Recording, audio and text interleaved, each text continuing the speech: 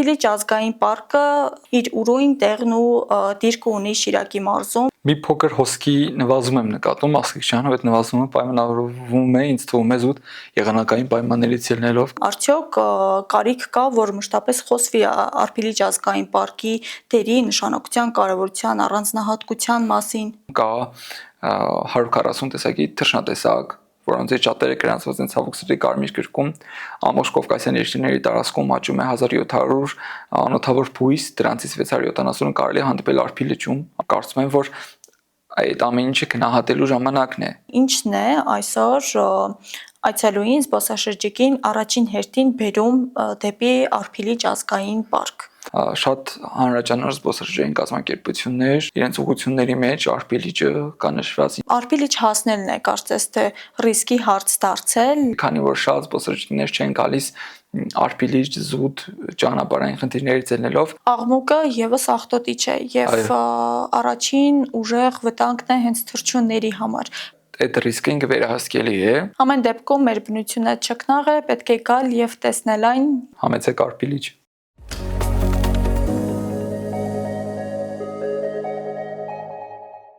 Որքանով է զարգացած էկոտուրիզմը Շիրակի մարզում եւ մասնավորապես այդ համատեքստում ինչ տեղ է գրավում Արփիլիճ ազգային պարկը, թեման այսօր մեր դիտակետում է հնարավորությունների սահմանում։ Բարև ձեզ։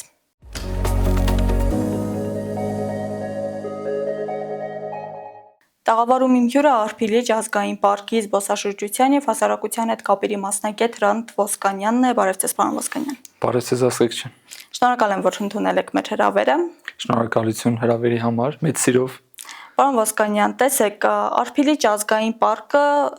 ոչ միայն ձմռան սեզոնին, այլ նաև ամռան, այս տուրիստական ակտիվ սեզոնին իր ուրույն տեղն ու դիրքը ունի Շիրակի մարզում, Ամասիա եւ Աշոտsk համայնքներում։ Այս բան ակտիվությունը նախ գնահատենք ինչպիսին է եւ նախորդ տարիների հետ համեմատ արդյոք հոսքի նվազում կամ ավելացում նկատում եք։ Մի փոքր հոսքի նվազում եմ նկատում, Ասղիկչյանը, այդ նվազումը պայմանավորվում է, ինձ թվում է զուտ եղանակային պայմաններից ելնելով, քանի որ տարեց տարի զբոսաշրջային զբոսաշրջային կարևորագույնը նշեմ ծառայությունների որակի բարելավման ու ծառայությունների շատացման աշխատանքները տարեստարի շարունակվում են, անգամ որ սեզոնային շրջանում անգամ մտածում ենք, թե ինչ անենք, որ այս ծառայությունը ավելի արդյունավետ ու ավելի օբյեկտիվ լինի, հա, բայց այնուամենայնիվ պետք է նաև հաշվի առնենք, որ մենք ամենը Հայաստանի Հանրապետության հյուսիսային կետում ենք գտնվում ու շատ դեպքերում, ինչքան էլ մենք ցանկանանք, ինչքան էլ մենք աշխատենք, զուտ եղանակային պայմաններից ելնելով շատ գործողություններ որոնք նաև ռիսկային չեն կարող կատարել ցավոք սրտի, բայց հուսամ, որ եղանակը լավանա կգան էլի։ Այո, ամառը կարծես թե դեռևս իր դերի մեջ չի մտել եւ բարբերաբար անձրևները, ցածր ջերմաստիճանը դեռևս Շիրակի մարզում են։ Համենայն դեպս Արփիլիճը որքան էլ իր ուրույն տեղը ունի, այնքան էլ չբացահայտված է ինչպես դեռ միջազգային տուրիզմը թողնենք մի կողմ, դրսի տուրիզմը թողնենք մի կողմ, մեր ներգնա տուրիզմի դեպքում արդյոք կարիք կա, որ մշտապես խոսվի Արփիլիճ ազգային պարկի դերի, նշանակության, կարևորության, առանձնահատկության մասին։ Ասղիկչյան, կարծում եմ, որ ոչ թե կարիքը կա, այլ անհրաժեշտություն է, քանի որ չգիտես ինչու իրապես պատճառը չգիտեմ որ նշեմ, բայց Արփիլիճ ազգային պարկը ինքը այդքան էլ նույն հայտնության մակարդակին չէ, ինչքան վերցնենք Դիլիջանը կամ Սևանը, ճիշտ է պետք է հաշվի առնենք նաև մշակութային կոմպոնենտը, որ կա մյուս ազգային պարկերում, որը չկա Արփիլիջում, Արփիլիճը ինքը զուտ էկոսպոսաշրջային ուղղություն է, բայց ինքը նաև մեդալի հակառակումը որ նայում ես, ինքը նաև իր ուրույն տեղն ունի Հայաստանի զբոսաշրջային շուկայում եւ առհասարակ համաշխարհային զբոսաշրջային ուղղությունների մեջ, քանի որ շատ երկրների եւ շատ ներկնած զբոսաշրջիկների համար, հա, Հայաստանի Հանրապետությունը ավելի շատ դիտվում է որպես մշակութային զբոսաշրջության կենտրոն, ուղղություն, քան էկոզբոսաշրջության, իսկ Արփիլիճը ինքը զուտ տալիս է քեզ էկոզբոսաշրջության ծառայությունների էկոզբոսաշրջային ինքը զուտ ուղղություն է եւ շատ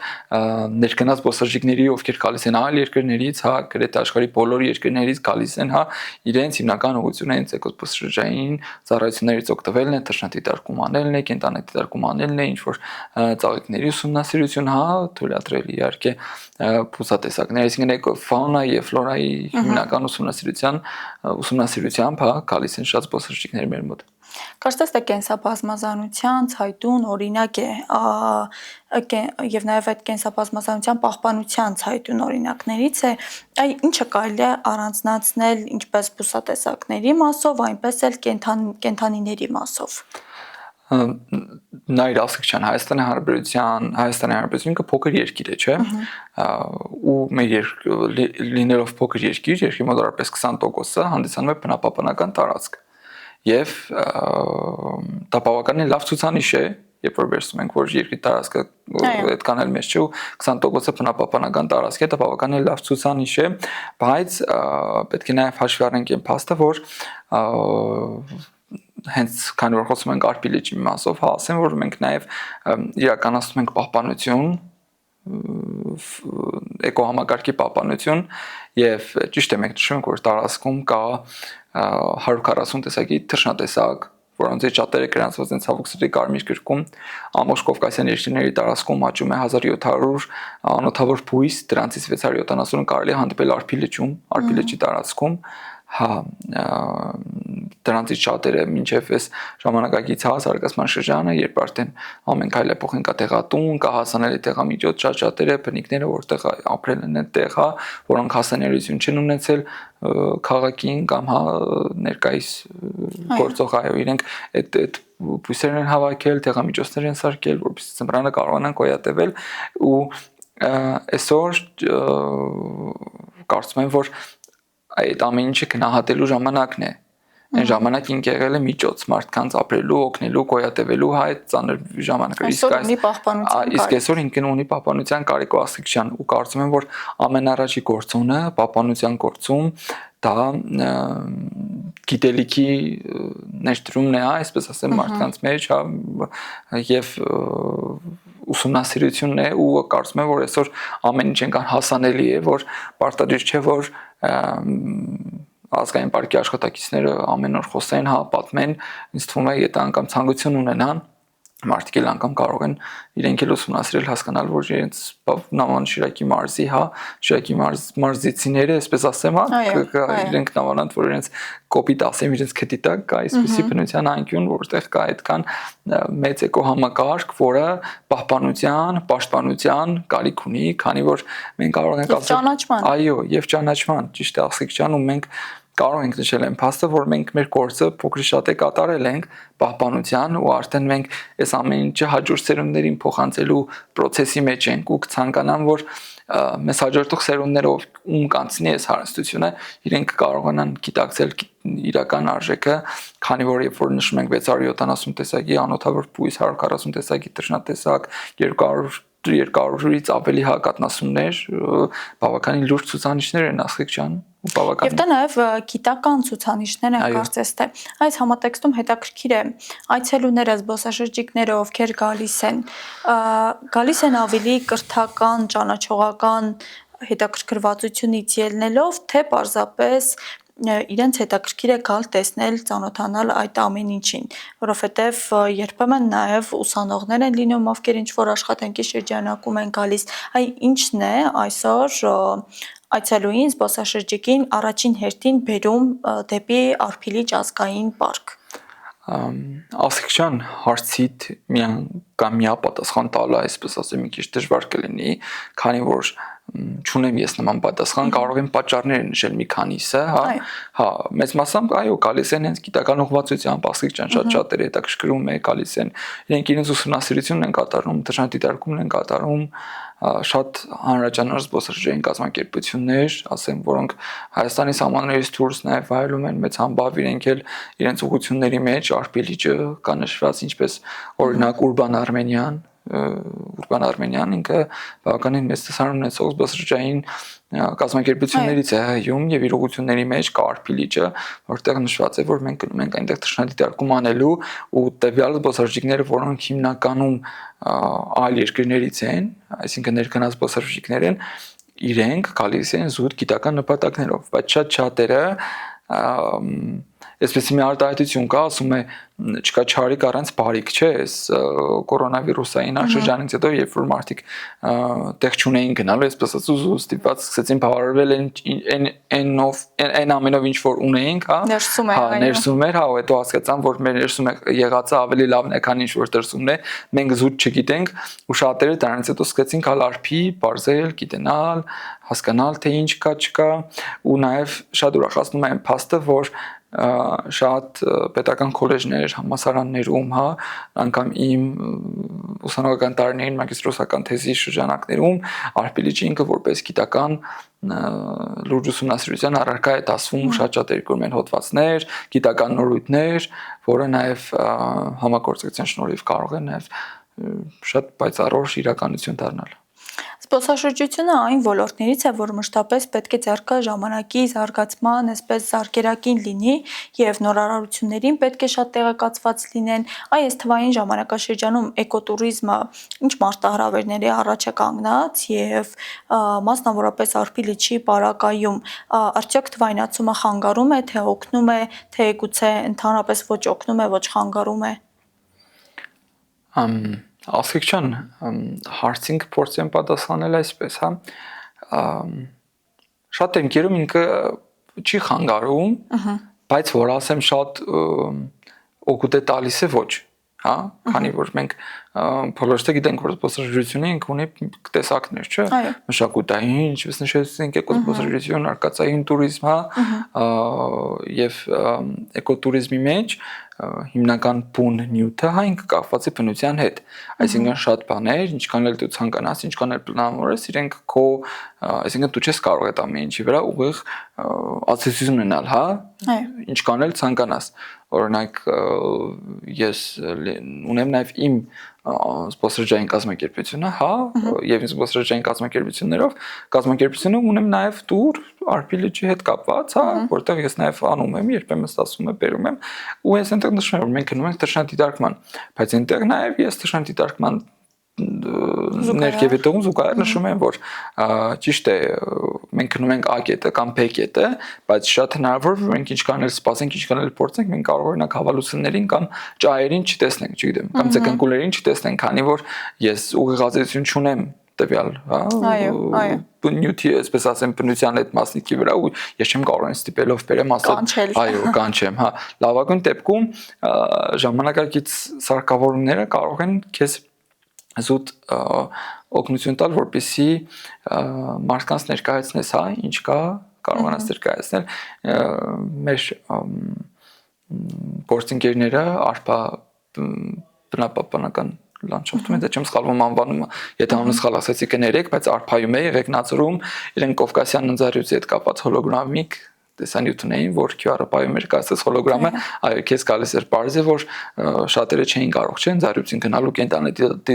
դիտարկման զբաղվել, քանի որ դուք գիտես ինքը երբ որտեղ կլինի, չէ՞, ու իրենք այդ հոլոգրաֆիկ, հա, դիզայնով, որ մարդկանց կարծես թե ընձառյուծը